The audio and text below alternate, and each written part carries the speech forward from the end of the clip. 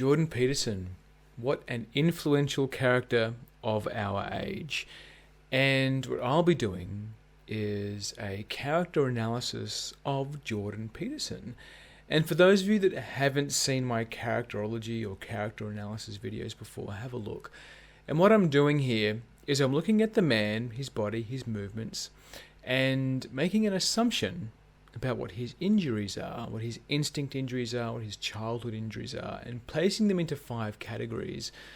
In those 5 categories, I'll be using those to diagnose and effectively treat him if he was a client of mine. Now, this is an advantage that comes from being able to read the body. And this is a technology that was born in the early 1900s by a man named Wilhelm Reich, modified by Alexander Lowen, and then refined again by John Parakos. Now, these are for entertainment, right? So, without further ado, let's get into it. So, Jordan Peterson, the man, straight up, he's a rigid character, and he has schizoid tendencies and passive feminine tendencies. So what does this all mean? All right, so the rigid injury is a late-stage injury in life where it occurs around puberty, where around the age of sexual maturity, where there may have been something going on between him and his mum or him and his dad, where he becomes rigid. His body becomes armoured in a way that doesn't allow love in and doesn't allow love out. And you'll see this in his performance. And if you look at the younger versions of him, he's a little bit more schizoid. And what do I mean by schizoid? Schizoid is someone who is very black and white, an individual that is unable to see the nuance in behaviour. It's very all in or all out. And then with the rigid, he can find the nuance between the two. However, schizoid, underneath all of this, which makes ultimatums, which is actually afraid to be human, afraid to be around humans. Now, the rigid injury tends to show up most in intimate relationships. And with JP, he's been with Tammy for a long time. And they appear on the outside that their relationship is quite healthy. However, there doesn't seem to be much sexual tension between the two. And that's okay. And that sexual tension is created from rigidity, healing that rigidity, and being able to create some danger, being able to create some polarity.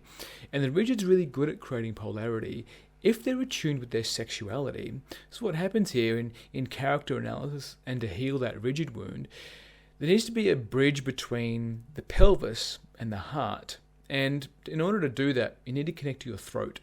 And while that sounds very convoluted and confusing, there's specific body movements that can be done in order to bridge the heart to pelvic gap. And those movements look really weird, and Reiki and breathwork has access to these. Now, in my work, when I've used this on someone, used these technologies to bridge this heart to pelvic split, people will cry, people will... especially for men, their relationship with their mother changes. Hell, I even had, after a breathwork session using Reiki and breathwork, a mother call a son straight after the breathwork because they feel there's a disturbance. There's a disturbance in the force. And this happens because everyone is connected at a unconscious level. And Jung speaks to this, where when one person decides to look at their shadow or look at their unconscious nature, everybody else feels it. Right? This is why the collective shadow is such an important thing to look at when you're addressing individual behavior, where the individual behavior is really a facet of what's really going on in the collective. And I'm not going to go much more into the shadow there, but what happens when you start working on these lower self-injuries, like the sexual injuries, not wanting to be human injuries, is that your life will change. There's a larger emotional bandwidth that gives you access to feelings that typically get repressed.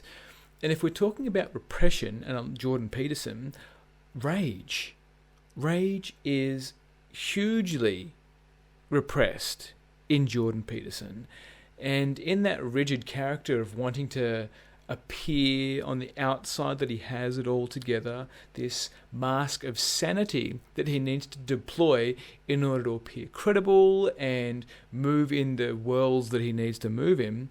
Underneath all of that is a rage, and that rage turned inwards becomes depression. And for those of you that have followed Jordan Peterson's journey, he's had a battle with depression. And while eating an all-meat diet might be helping him, at the core of that there's a very angry man, and that's okay.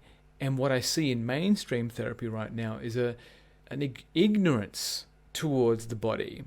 And we see more and more we're seeing with Gabor Mate and psychedelics and somatic experiencing, we're seeing a return to the body in the books by Peter Levine and The Body Keeps the Score. We're seeing a return to the body.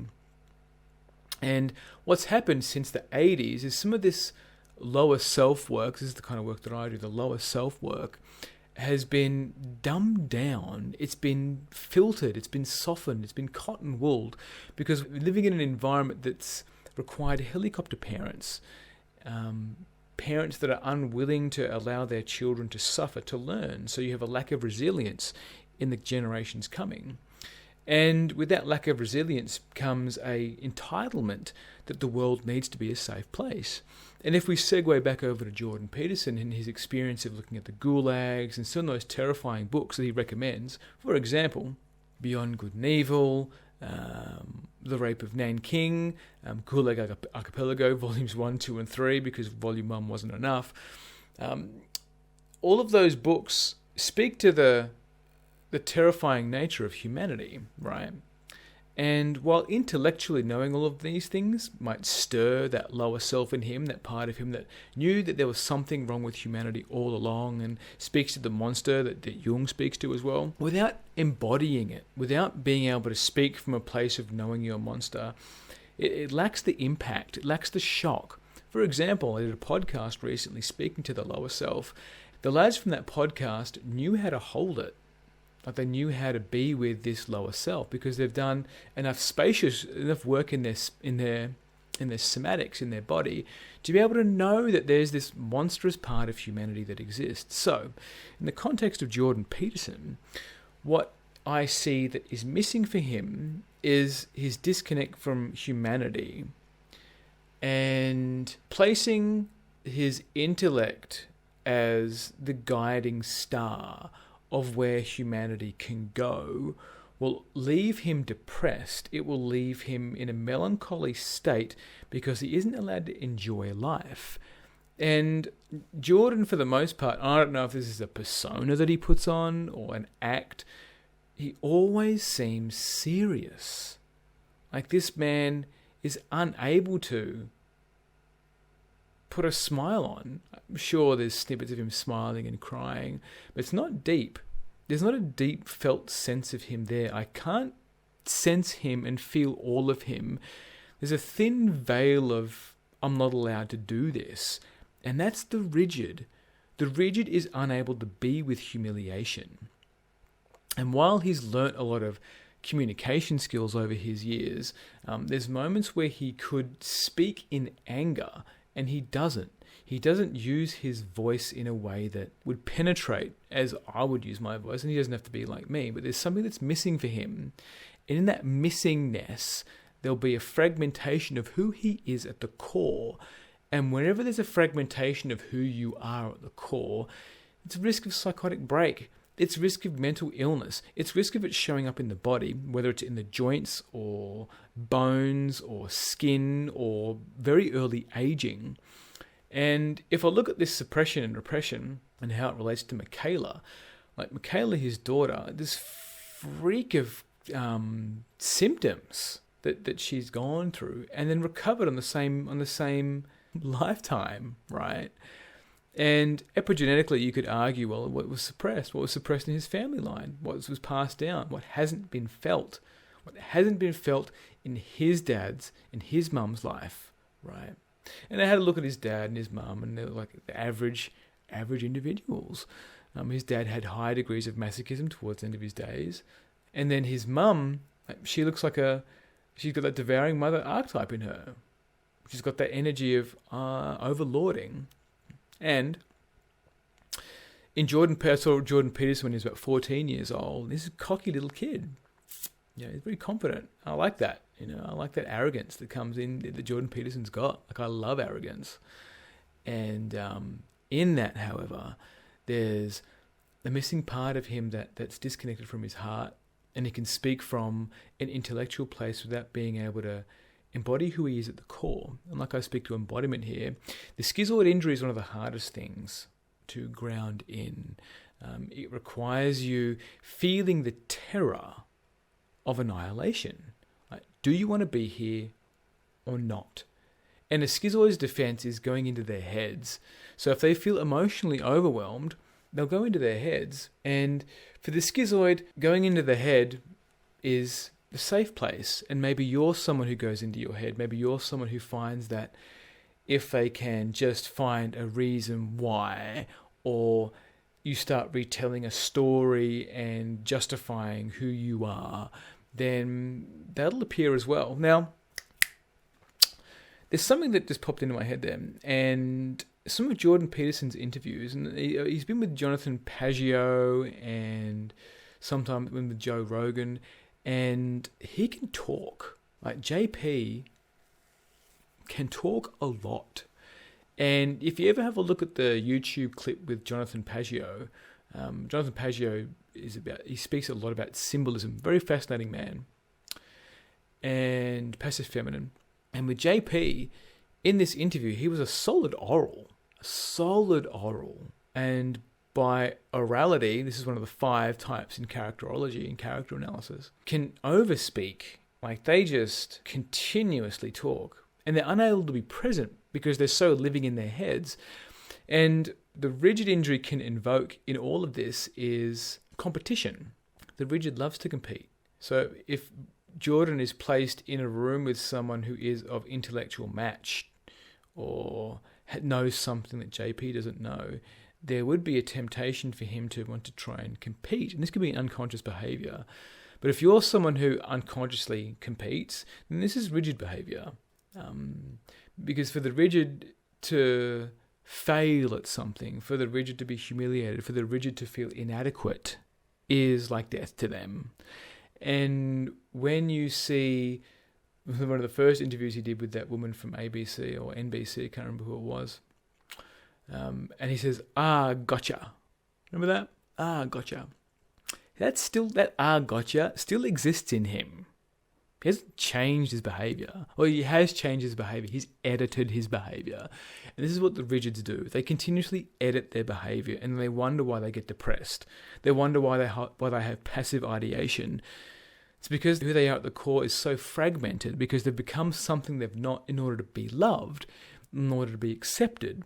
But in that editing, you lose yourself.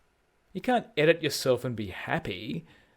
And in order for a rigid to acknowledge that and go down that rabbit hole, go back into that void, is terrifying, because they need to unpack and reveal all this shaming behavior that they did this to themselves. And deep down, they just want to be loved. They just want to be loved for who they are.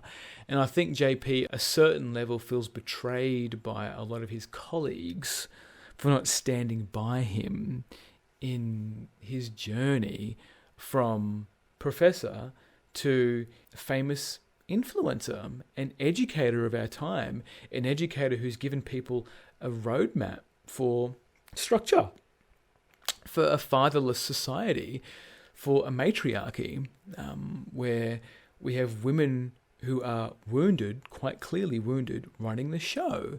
And you might not see this, and because that requires taking your masks off and having a look at all of the programming that you've been going through over the past multiples of decades, but there's women that are running the show. This feminine injury, this terrible mother, this devouring mother, which is outright willing to emasculate and emaciate anyone that has a counter-argument. So, in that, with JP, he sees it for what it is. And so does Michael Tazarian, and so would Jung, and so would a number of individuals out there who see that this whole movement that's going on right now that JP was against is about the mother, the relationship with the mother. And you could also argue that men are responsible for choosing a partner and making sure that the children grow up with a structure and discipline. Yeah. But a man who isn't connected to himself will live a half-life, a life of quiet desperation, where he will get a job that he doesn't like. He will get stressed. He'll get frustrated that he needs to provide for a family. He will drink. He will not take the necessary steps to do the inner work, to understand himself, to know himself. He might do a JP course. He might read the 12 rules. But at the end of the day, if you don't allow somebody else into your world to have a look at what you're going through, like a specialist like myself or a therapist or someone who's willing to challenge you, you're never going to get the breakthrough, which is why I like the importance of the body. Because the body shows me where you could be potentially hiding what's going on for you. Whether it's a tight jaw, tight neck, armoring around the chest and the back, tight calves, rigid pelvis, ungroundedness, super tight occipital muscles around the neck, on the top of the neck. Your eyes are bulging out of your head. All of these things indicate some kind of injury, which allows me to navigate your inner child, inner teenager injuries like a map, and with quite hilarious and profound accuracy, where I can read someone and they'll be, John, where did you get this? How do you know this? And it's great to look at people and know what their defenses are going to be straight away. Like I know that someone's going to be afraid of manipulation, or afraid of being competitive, or afraid that I'm going to give them a choice to either be here or not be here, or not offer them help, right? So in the context of all of this, the rigid has got some amazing traits, and the non-pathology of the rigid is also known as the achiever. And you'll see this in all of Jordan Peterson's work. Like he's organized, he's a high achiever, he's systems orientated, perfectionistic, he's results based, he's got a lot of high energy, although the energy is on the surface. So with a rigid, the energy is for tasks only, for doing only. And when it boils down to being emotionally intimate with someone or celebrating a success, there's not vitality available and they can be exhausted. And then in the schizoid, the beautiful gifts here are intuition, creativity, intelligence. There's a depth of meaning that they can find in things, whether it's from the spirituality. And I think this is why he loves symbolism so much. And this is a schizoid trait. Or the non-pathology of the schizoid is also known as the intuitive. And the intuitive ability here is the ability to make links between things. Like look at patterns or look at phenomenon and make links to things that can bring it into the world. Can be like, oh, I can see this thing. Can anybody else see this thing? And they appear like geniuses because they create something new out of what's been gone before or what's brand new.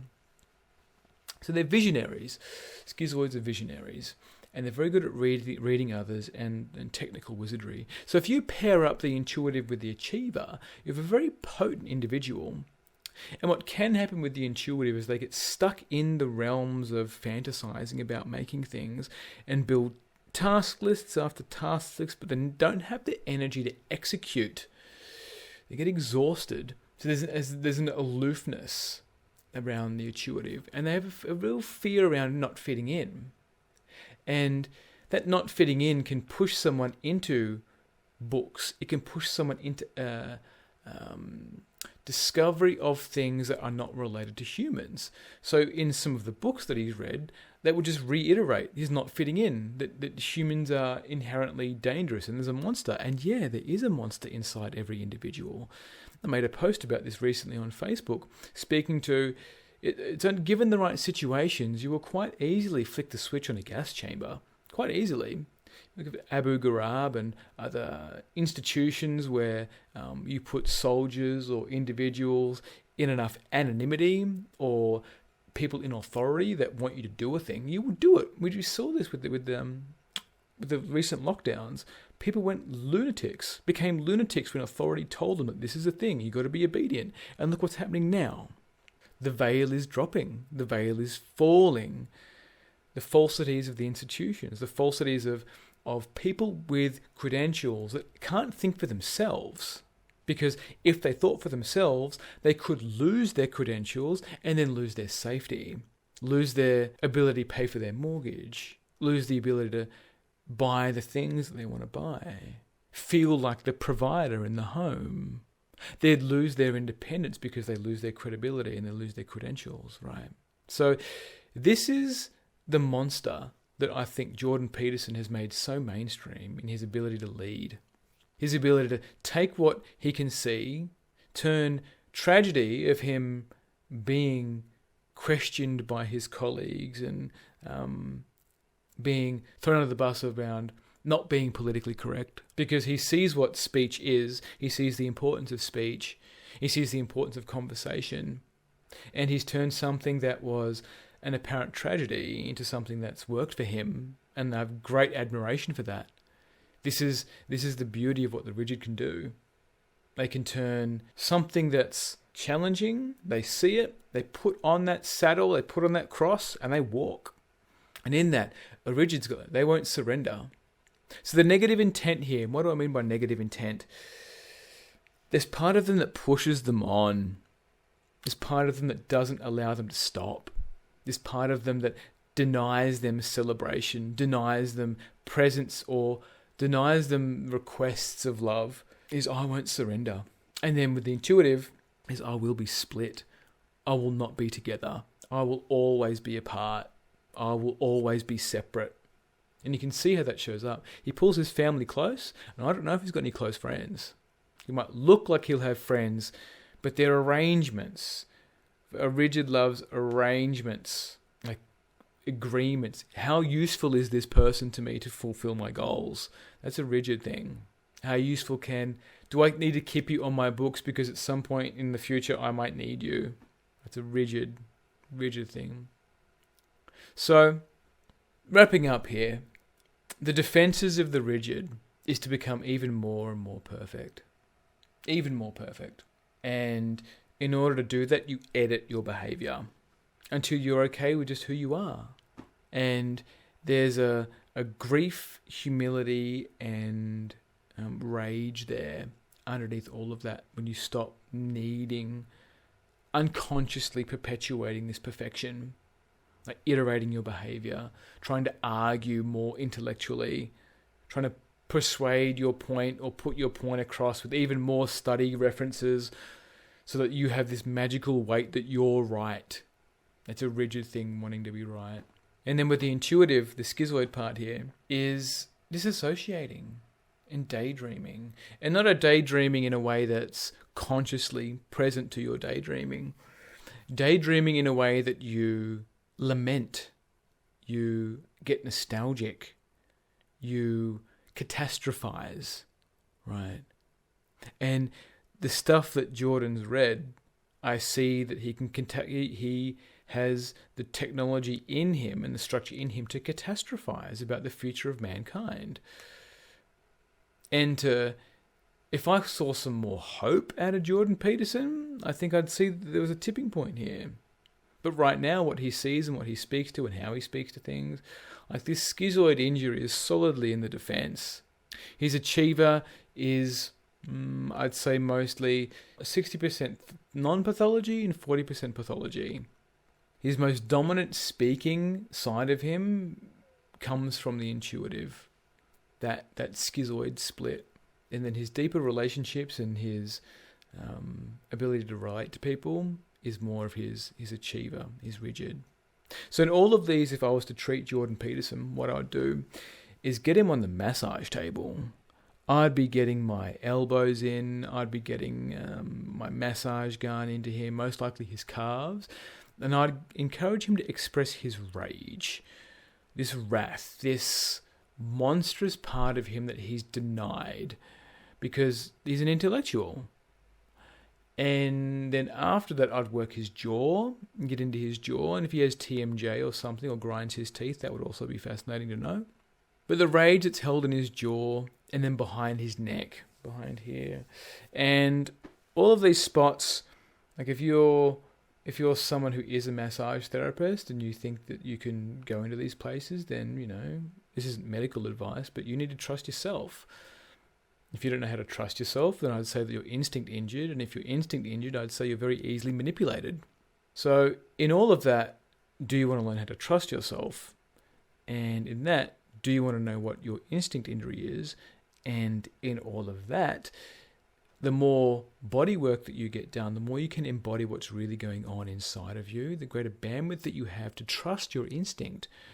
And the instinct is built on, the instinct is the first layer, and then you have the intuition built on that, and then you have the intelligence. So this is all part of your cognition. All of these aspects of you are part of your cognition. And if you don't know how to attach to or listen to your instinctual nature, then everything else that the foundation is built on is all skewed. Your defenses go into your head, your defenses will go into books, or you'll collapse inside of yourself. You regress into a child.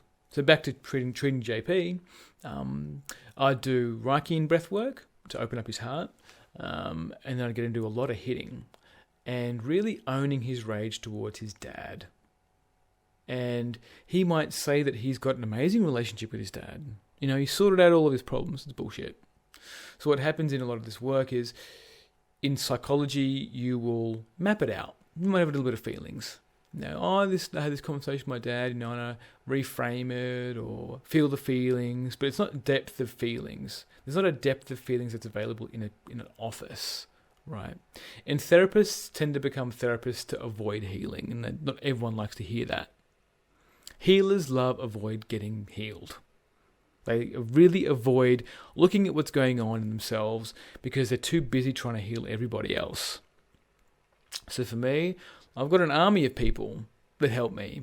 I've got massage therapists, I've got acupuncturists, a massage gun myself, I've got a roller, I've got people that look at my blind spots and help me work through what's going on for me. And I don't know if JP has that, but what I do think is that he needs someone that can work with the body, or at least take him on a psychedelic trip somewhere, maybe to Brazil. He might like ayahuasca. I think he'd like mushrooms too. So that's my take on JP in the framing of character analysis, characterology. And if you want to learn more, check out some of my other videos. And if you want to learn more about what I do, then check out my website or follow my links. Either way, if you feel like you've struggled in traditional therapy and you haven't heard of bodywork or somatic therapy, then there's more out there. And you'll see more and more of this come online, and particularly when I start speaking more and more to instinct and the instinctual nature of what it means to be human and the primal nature and how that relates to your sexuality, your creativity, and who you really are at the core. And when you can touch who you really are at the core and operate from that space, you're dangerous. And not dangerous in an unhealthy way. You're dangerous in a way that it's very challenging to challenge you because you have an indomitable will to do whatever you want to do. And that makes institutions that thrive on authority and leverage of resources a little bit scared and on edge. So that's all I have for you. Mad love, and I really hope that you've enjoyed this. See ya.